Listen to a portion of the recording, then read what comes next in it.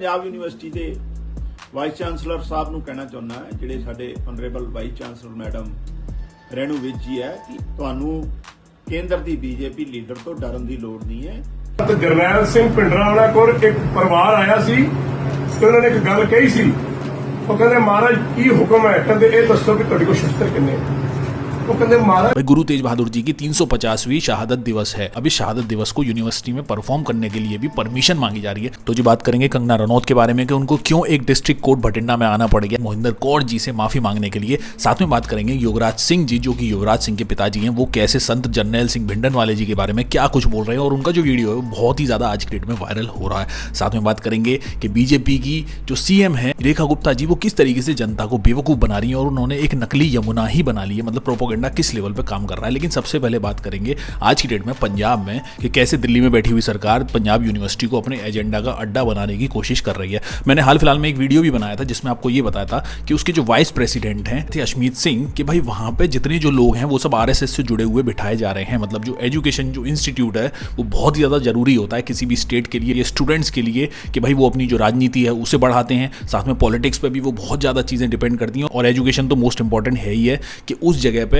जैसे टीचर्स होंगे वैसी ही एजुकेशन वहां पे मिलेगी। ठीक है, आरएसएस से जुड़े हुए जो लोग हैं या फिर जनता पार्टी जुमला पार्टी से जुड़े हुए जितने जो लोग हैं वो सब वहां पे देखे जा रहे हैं। बात ये कि किसी भी एजुकेशन इंस्टीट्यूट में जो लोग हैं वो किसी पार्टी से जुड़े हुए नहीं होने चाहिए, वरना वो उसी तरीके की जो विचारधारा है, जो आइडियोलॉजी है, उसे फैलाने की वहां पे स्टूडेंट्स के अंदर कोशिश करेंगे। अब उसी तरीके से पंजाब यूनिवर्सिटी भी एक वैसा ही अड्डा बनता चली जा रही है। अशमीत सिंह वाइस प्रेसिडेंट ने यह चीज बताई थी कि वहां पे जितने जो ऑफिसर्स हैं या फिर नीचे से लेकर ऊपर तक जितने जो लोग हैं वो सब डिसाइड होते हैं दिल्ली से ही। और आज की डेट में हुआ क्या है, भाई गुरु तेज बहादुर जी की 350वीं शहादत दिवस है। अभी शहादत दिवस को यूनिवर्सिटी में परफॉर्म करने के लिए भी परमिशन मांगी जा रही है। मतलब कि ये कि भाई जो लोग हैं, जो स्टूडेंट्स हैं, अपने जो गुरु हैं, उनका जो शहादत दिवस है उसको भी वहां पे खुल के नहीं मना सकते। तो आप सोच सकते हो किस लेवल पे जो यूनिवर्सिटीज हैं उनको कंट्रोल किया जा रहा है दिल्ली से। और आनंदपुर साहिब के जो एमपी है उन्होंने तो डायरेक्ट एक लेटर भी लिख दिया है दिल्ली के लिए कि भाई आप इस तरीके की चीजें ना करो, क्योंकि गुरु तेज बहादुर जी सबके थे और सब लोग उनकी जो शहादत दिवस है उसको सेलिब्रेट करना चाहते हैं। तो ये स्टूडेंट्स को वहां का जो स्टाफ है वो क्यों रोकना चाहता है? इसका सारा एजेंडा है वो आरएसएस और हिंदूवादी जो संगठन है उससे जुड़ा हुआ है। आपको मालूम है कि भाई पंजाब में बीजेपी और आरएसएस का जो एजेंडा है वो लंबे टाइम से पांव पसारने की कोशिश कर रहा है। मतलब वो अपनी जो जड़ें हैं उनको वहां फैलाना चाहते हैं, वहां पे जितने जो अपने एजेंट्स हैं उनको एक्टिवेट करने की कोशिश करते हैं और सिखों का एक भरोसेमंद साथी बता के ये सारी चीजें करने की कोशिश करते हैं। लेकिन अगर आप हिस्ट्री देखोगे ध्यान से तो भाई ना तो कांग्रेस पार्टी सगी हुई, ना जुमला पार्टी आज की डेट में सगी हुई, ना ही कोई और पार्टी मुश्किल लगता है सगी होने वाली है। तो भाई पंजाब के लोगों का जो भला है वो केवल पंजाब के लोगों के हाथ में ही है। लेकिन जिस तरीके से ये जो एजेंडा है पंजाब यूनिवर्सिटी में फैलाने की कोशिश करी जा रही है बहुत ही ज्यादा घातक हो सकते हैं। साहब ਦੇ 350 ਸਾਲਾ ਸ਼ਹਾਦਤ ਨੂੰ ਸਮਰਪਿਤ ਪੰਜਾਬ ਯੂਨੀਵਰਸਿਟੀ ਦੇ ਵਿਦਿਆਰਥੀਆਂ ਵੱਲੋਂ ਕਰਵਾਏ ਜਾ ਰਹੇ ਸੈਮੀਨਾਰ ਨੂੰ ਜਿਹਦੀ ਕਰਵਾਉਣ ਦੀ ਇਜਾਜ਼ਤ ਪੰਜਾਬ ਯੂਨੀਵਰਸਿਟੀ ਅਥਾਰਟੀ ਨੇ ਰਿਜੈਕਟ ਕੀਤੀ ਹੈ, ਮੈਨੂੰ ਲੱਗਦਾ ਇਸ ਤੋਂ ਮੰਦਭਾਗਾ ਤੇ ਦੁਖਦਾਈ ਪਹਿਲੂ ਨਹੀਂ ਹੋ ਸਕਦਾ। ਗੁਰੂ ਤੇਗ ਬਹਾਦਰ ਸਾਹਿਬ ਦੀ ਜਿਹੜੀ ਸ਼ਹਾਦਤ ਹੈ ਉਹ ਬੇਮਿਸਾਲ ਹੈ, ਲਾਮਿਸਾਲ ਹੈ। ਉਹਨਾਂ ਨੇ ਸਿਰਫ ਮਾਨਵਤਾ ਦੀ ਰੱਖਿਆ ਲਈ ਹੀ ਨਹੀਂ, ਇਸ ਦੇਸ਼ ਦੇ ਧਰਮ ਔਰ ਕਲਚਰ ਨੂੰ ਬਚਾਉਣ ਲਈ ਆਪਣਾ ਸਰਬੰਸ ਵਾਰਿਆ ਹੈ। ਮੈਂ ਪੰਜਾਬ ਯੂਨੀਵਰਸਿਟੀ ਦੇ ਵਾਈਸ ਚਾਂਸਲਰ ਨੂੰ ਕਹਿਣਾ ਚਾਹੁੰਦਾ ਹੈ, ਗੁਰੂ ਤੇਗ ਬਹਾਦਰ ਸਾਹਿਬ ਦਾ ਜਿਹੜਾ ਸ਼ਹਾਦਤ ਦਾ ਇਤਿਹਾਸ ਹੈ ਉਹ ਤੇ ਸਾਨੂੰ ਆਪਣੇ ਸਿਲੇਬਸ ਔਰ ਆਉਣ ਵਾਲੀਆਂ ਪੀੜ੍ਹੀਆਂ ਨੂੰ ਪੜ੍ਹਾਉਣਾ ਚਾਹੀਦਾ ਹੈ। ਇਹ ਤੇ ਸਾਡਾ ਪ੍ਰੇਰਣਾ ਦਾ ਜ਼ਰੀਆ ਹੈ ਔਰ ਇਹ ਜਿਹੜੇ ਇਤਿਹਾਸ ਹੈ ਇਹਦੇ ਤੋਂ ਇੰਸਪਾਇਰ ਹੋ ਕੇ ਹੀ ਨੌਜਵਾਨਾਂ ਨੇ ਆਪਣੇ ਮੁਲਕ ਲਈ, ਆਪਣੇ ਪੰਜਾਬ ਲਈ ਜਿਹੜਾ ਹੈ ਇੱਕ ਬਿਹਤਰ ਭਵਿੱਖ ਦੀ ਕਲਪਨਾ ਕਰਨੀ ਹੈ। ਬਿਹਤਰ ਇਨਸਾਨੀਅਤ ਮਾਹੌਲ ਦੀ ਕਲਪਨਾ ਕਰਨੀ ਹੈ। ਜੇ ਤੁਸੀਂ ਪੰਜਾਬ ਯੂਨੀਵਰਸਿਟੀ ਵਰਗੇ ਅਦਾਰੇ 'ਚ ਗੁਰੂ ਤੇਗ ਬਹਾਦਰ ਸਾਹਿਬ ਦੇ ਸ਼ਹਾਦਤ ਨੂੰ ਸਮਰਪਿਤ, ਉਹਨਾਂ ਦੇ ਇਤਿਹਾਸ ਨੂੰ ਸਮਰਪਿਤ ਸੈਮੀਨਾਰ ਕਰਾਉਣ ਦੀ ਇਜਾਜ਼ਤ ਨਹੀਂ ਦੇ ਸਕਦੇ, ਮੈਨੂੰ ਲੱਗਦਾ ਹੈ ਵੀ ਕਿਸੇ ਵੀ ਡੈਮੋਕ੍ਰੈਟਿਕ ਇੰਸਟੀਟਿਊਸ਼ਨ 'ਚ, ਸੰਵਿਧਾਨਿਕ ਸੰਸਥਾ 'ਚ, ਉਹ ਵੀ ਜਿੱਥੇ ਪੜ੍ਹਾਈ ਲਿਖਾਈ ਹੁੰਦੀ ਹੋਵੇ ਉੱਥੇ ਮੈਨੂੰ ਲੱਗਦਾ ਇਸ ਤੋਂ ਮੰਦਭਾਗਾ ਕੁਝ ਨਹੀਂ ਹੋ ਸਕਦਾ। ਤੁਸੀਂ ਇਜਾਜ਼ਤ ਨਹੀਂ ਦੇ ਰਹੇ ਔਰ ਮੈਨੂੰ ਪਤਾ ਹੈ ਵਾਈਸ ਚਾਂਸਲਰ ਸਾਹਿਬ ਤੁਹਾਡੇ ਜਿਹੜੇ ਆਕਾ ਦਿੱਲੀ 'ਚ ਬੈਠੇ ਆ, ਜਿਹੜੇ ਲਗਾਤਾਰ ਇਹ ਚਾਹੁੰਦੇ ਨਹੀਂ ਆ ਕਿ ਗੁਰੂ ਸਾਹਿਬ ਦੀ ਸ਼ਹਾਦਤ ਦੀ ਜਿਹੜੀ ਸਰੋਤ ਹੈ, ਗੁਰੂ ਸਾਹਿਬ ਦੀ ਸ਼ਹਾਦਤ ਦਾ ਜਿਹੜਾ ਇਤਿਹਾਸ ਹੈ ਉਹ ਨੌਜਵਾਨਾਂ ਤੱਕ ਜਾਵੇ ਔਰ ਤੁਹਾਨੂੰ ਜਿਹੜਾ ਉੱਥੋਂ ਹੁਕਮ ਹੋਇਆ ਤੁਸੀਂ ਉਹਦਾ ਪਾਲਣਾ ਕਰ ਰਹੇ ਹੋ। ਲੇਕਿਨ ਮੈਨੂੰ ਲੱਗਦਾ ਇਹ ਬਹੁਤ ਹੀ ਮੰਦਭਾਗਾ ਹੈ। ਅਸੀਂ ਇਹਨੂੰ ਕੰਡੈਮ ਵੀ ਕਰਦੇ ਹਾਂ ਔਰ ਮੈਂ ਪੰਜਾਬ ਯੂਨੀਵਰਸਿਟੀ ਦੇ ਵਾਈਸ ਚਾਂਸਲਰ ਸਾਹਿਬ ਨੂੰ ਕਹਿਣਾ ਚਾਹੁੰਦਾ ਹੈ, ਜਿਹੜੇ ਸਾਡੇ honourable vice chancellor madam Renu ਵਿਜ ਜੀ ਹੈ, ਕਿ ਇਮੀਡੀਏਟਲੀ ਵਿਦਿਆਰਥੀਆਂ ਨੂੰ ਗੁਰੂ ਤੇਗ ਬਹਾਦਰ ਸਾਹਿਬ ਦੇ ਇਤਿਹਾਸ ਨਾਲ ਸੰਬੰਧਿਤ 350 ਸਾਲਾ ਸ਼ਹਾਦਤ ਨੂੰ ਸੰਬੰਧਿਤ ਇਸ ਸਮਾਗਮ ਦੀ, ਇਸ ਸੈਮੀਨਾਰ ਦੀ ਇਜਾਜ਼ਤ ਦਿੱਤੀ ਜਾਵੇ। ਤੁਹਾਨੂੰ ਕੇਂਦਰ ਦੀ ਬੀਜੇਪੀ ਲੀਡਰ ਤੋਂ ਡਰਨ ਦੀ ਲੋੜ ਨਹੀਂ ਹੈ, ਕਿਉਂਕਿ ਇਹ ਅੱਜ ਪੰਜਾਬ ਯੂਨੀਵਰਸਿਟੀ ਨਹੀਂ, ਸਾਰੀ ਦੁਨੀਆ ਇਸ ਚੀਜ਼ ਨੂੰ ਮੰਨ ਰਹੀ ਹੈ ਕਿ ਜਿਹੜੀ ਗੁਰੂ ਸਾਹਿਬ ਨੇ ਸ਼ਹਾਦਤ ਦਿੱਤੀ ਹੈ, ਜਿਹੜੀ ਗੁਰੂ ਸਾਹਿਬ ਦਾ ਸਰਬੰਸ ਜਿਹੜਾ ਉਹਨਾਂ ਨੇ ਵਾਰਿਆ, ਉਸ ਇੱਕ ਮਾਨਵਤਾ ਦੇ ਇਤਿਹਾਸ 'ਚ ਬੇਮਿਸਾਲ ਕੁਰਬਾਨੀ ਹੈ। ਸੋ ਇਮੀਡੀਏਟਲੀ ਬੱਚਿਆਂ ਨੂੰ ਜਿਹੜੀ ਆ इस सेमिनार कराने की इजाजत देनी चाहिए।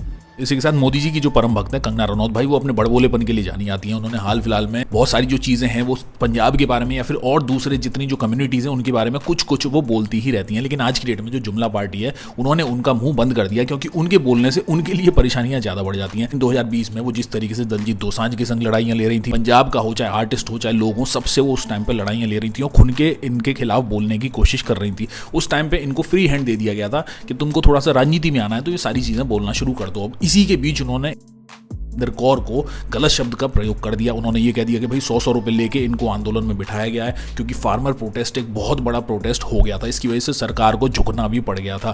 अब उस प्रोटेस्ट में इन्होंने एक ऐसा ट्वीट कर दिया था जो बहुत ही ज़्यादा भद्दा है। अब इस ट्वीट के बदले बीबी मोहिंदर कौर ने उनके खिलाफ केस कर दिया था। वो केस ये दबाने की कोशिश कर रही थी, वो ये चाह रही थी कि भाई वीसी से या फिर किसी भी तरीके से जो केस है वो सॉल्व हो जाए, लेकिन बात नहीं मानी गई और आखिरकार उन्हें भटिंडा कोर्ट में आना ही पड़ा। वहां पर जाके उनको खुले तरीके से माफी मांगनी पड़ी। लेकिन जब रिपोर्टर्स ने उनसे पूछा कि क्या आप इस चीज के बारे में माफी मांगना चाहती हो, तो उन्होंने इस चीज को एक डिफेंसिव वे में बताने की कोशिश करी। नजर आ रहे ने ਅੱਜ ਖਾਸ ਤੌਰ ਦੇ ਉੱਤੇ ਪੁਲਿਸ ਦੇ ਵੀ ਜਿਹੜੇ ਕਰਨ ਇੰਤਜ਼ਾਮ ਹੈ, ਤਾਂ ਦੇਖ ਰਹੇ ਹੋ ਆਖਰਕਾਰ ਬਹਾਦਰਗੜ੍ਹ ਗੱਡੀਆਂ ਪਿੱਛੇ ਵੱਲੋਂ ਆਪਣਾ ਜਿਹੜਾ ਜਿੰਨੇ ਕੰਗਣਾ ਰਣੌਤ ਦੇ ਕੇਸ ਰੱਖਿਆ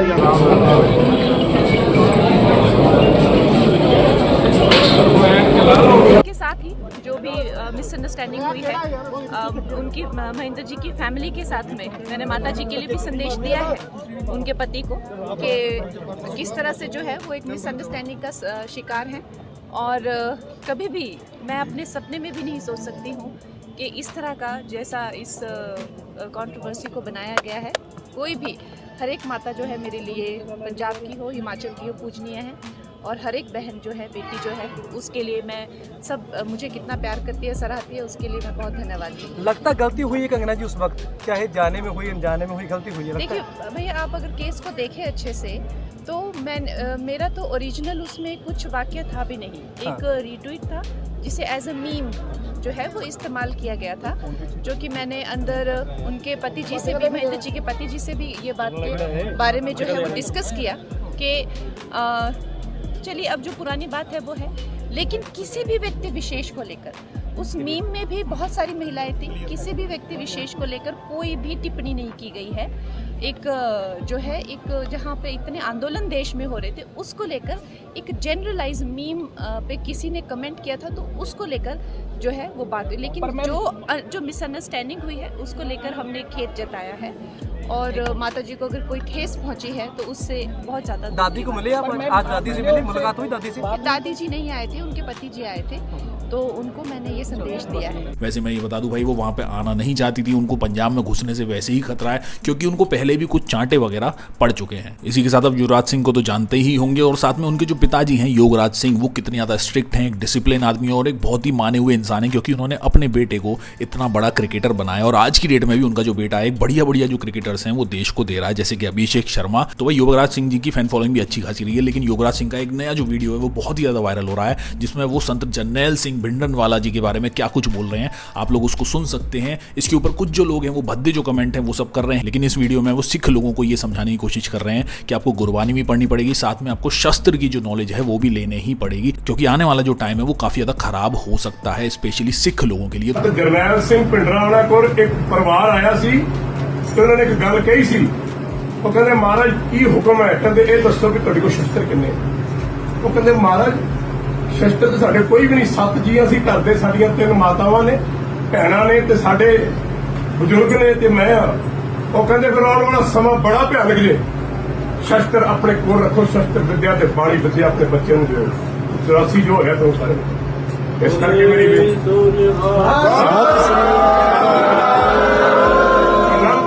ਵਿੱਚ ਗੁਰੂ ਘਰ ਦਾ ਸੁਨੇਹਾ ਦੇਣ ਆਇਆ। ਬਾਬਾ ਜੀ ਦੇ ਚਰਨ ਛੂਹਣੇ ਸੀ, ਇਹਨਾਂ 'ਚ ਮੈਨੂੰ 10ਵੇਂ ਪਾਤਸ਼ਾਹ ਦਿਖਦੇ ਆ। ਇਸ ਕਰਕੇ ਮੈਂ ਵੀ ਦੂਰ ਚੱਲ ਕੇ ਆਇਆ, ਪਰ ਤੁਹਾਨੂੰ ਗੱਲ ਕਹਿਣ ਆਇਆ ਕਿ ਆਪਣੇ ਆਪ ਨੂੰ ਸੰਭਾਲੋ। ਜਿਹੜੀਆਂ ਮਾਵਾਂ ਦੇ ਗਰਭ ਵਿੱਚ ਬੱਚੇ ਨੇ, ਛੋਟੇ ਬੱਚੇ ਨੇ, ਔਰ ਮੈਂ ਬਾਪੂਆਂ ਨੂੰ ਸਾਰੇ ਸਿੰਘ ਕੌਮ ਨੂੰ ਕਹਿੰਦਾ ਕਿ ਬਾਣੀ ਪੜਿਆ ਕਰੋ, ਗੁਰਦੁਆਰੇ ਉੱਠ ਕੇ ਜਪਿਆ ਕਰੋ। ਇਹੀ ਕੰਮ ਆਉਣੀ ਹੈ ਤੇ ਇਹੀ ਵਿਦਿਆ ਤੁਹਾਨੂੰ ਬਚਾ ਕੇ ਰੱਖੇਗੀ। ਦੁਨੀਆ ਦੀ ਕੋਈ ਚੀਜ਼ ਤੁਹਾਨੂੰ ਬਚਾ ਨਹੀਂ ਸਕਦੀ। ਸਤਿ ਸ੍ਰੀ ਅਕਾਲ।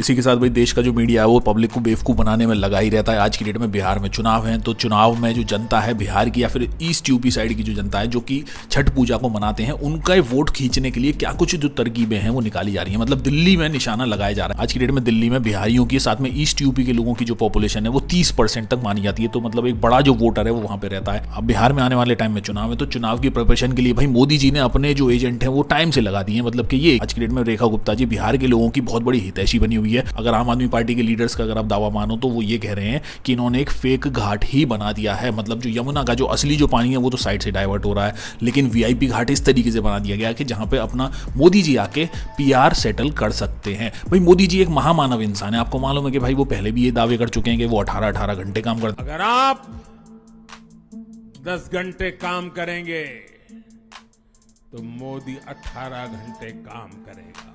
लेकिन इसी बीच रेखा गुप्ता जी भी ये दावा कर रही हैं। कई बार लोगों को दिक्कतें होती हैं कि भाई एक महिला 18 घंटे फील्ड में कैसे रह सकती है, एक महिला कैसे दिन के 18 घंटे काम करती है, कैसे इतना ऑफिस का काम कर लेती है। कि भाई फेंकने की प्रतियोगिता में वैसे तो मोदी जी ऑलरेडी विनर हैं, लेकिन उनके साथ उनके जो चेले हैं वो भी आगे बढ़ चढ़ के हिस्सा ले रहे हैं। मतलब 18-18 घंटे काम करने की जो स्क्रिप्ट है वो उनको दे दी गई है। और मैं ही बता दूं, ये जो स्क्रिप्ट है ना वो अलग अलग न्यूज़ चैनल पे डाली जा रही है। मतलब पहले डीडी न्यूज़ पे सुधीर चौधरी जी जो कि गोदी मीडिया के खुद एक कैप्टन है, साथ में आज तक पे भी ये सारी जो न्यूज़ हैं वो चलाई जा रही है, जहाँ पे एक ही स्क्रिप्ट रेखा गुप्ता जी को दे दी गई है। लेकिन भाई इन सारी जो स्क्रिप्ट है इसका जो निशाना है वो किस तरफ है, वो है बिहार की तरफ। बिहार के वोटर को कैसे भी बेवकूफ़ बनाने की जो प्रतिक्रिया है वो चल रही है। साथ में मैं ये भी बता दूं, एक न्यूज़ है फॉरेन की, उसने ये खुलासा किया है कि झागों को डाउन करने के लिए वहाँ पे केमिकल छिड़का जा रहा है और वो केमिकल बहुत ही ज़्यादा घातक है, खतरनाक है। अगर उसमें कोई नहाएगा तो उसकी स्किन बर्न हो सकती है, उसको बीमारियाँ हो सकती हैं और हो सकता है वो अस्पताल में भी जा सकता है। अभी आप आज की डेट पर किसी भी गोदी मीडिया चैनल को उठा के देख लो, उस पर यही प्रोपेगेंडा फैलाया जा रहा है कि भाई यमुना का जो पानी है वो एकदम साफ हो चुका है, उसमें झाग वाग नजर नहीं आ रहे हैं। लेकिन सच्चाई एकदम उलट है। जो नाले हैं, जो गंदगी है वो वैसी की वैसी बही जा रही है। एक फेक फर्जी जो घाट है पाइपलाइन के द्वारा वो बना दिए गए हैं और वहां पे कुछ रिपोर्टर जाके इस चीज को एक्सपोज करने की कोशिश कर रहे हैं। क्या आप ये कह सकते हैं ये पीने लायक है पानी? देखिए, मैं ये नहीं कह सकती कि ये पीने लायक है कि नहीं है, पर ये छठ व्रतियों की पूजा करने लायक बिल्कुल है। ना पीने को लोग गंगा का पानी ना पिए और पीने को ये भी पिए करेंगे कि जब देखें वैसे तो बहुत कोई बुरा नहीं है, पहले से बेहतर है। इसमें नहाया जा सकता है। पर आप देखेंगे कि ये यमुना है और इसके बगल में ये एक पॉन्ड बनाया गया है और यह पॉन्ड कहीं से भी यमुना से टच नहीं करता है। आपको बता दें कि अब ये यमुना का पानी गंदा हो चुका है, इसमें सीवेज का अनट्रीटेड पानी मिल चुका है। इसलिए इस घाट पर छठ मनाने के लिए डायरेक्ट नदी में लोगों को स्नान नहीं कराया जाएगा, बल्कि यहाँ पर पॉन्ड बनाया गया है और यह पॉन्ड नदी से अलग है।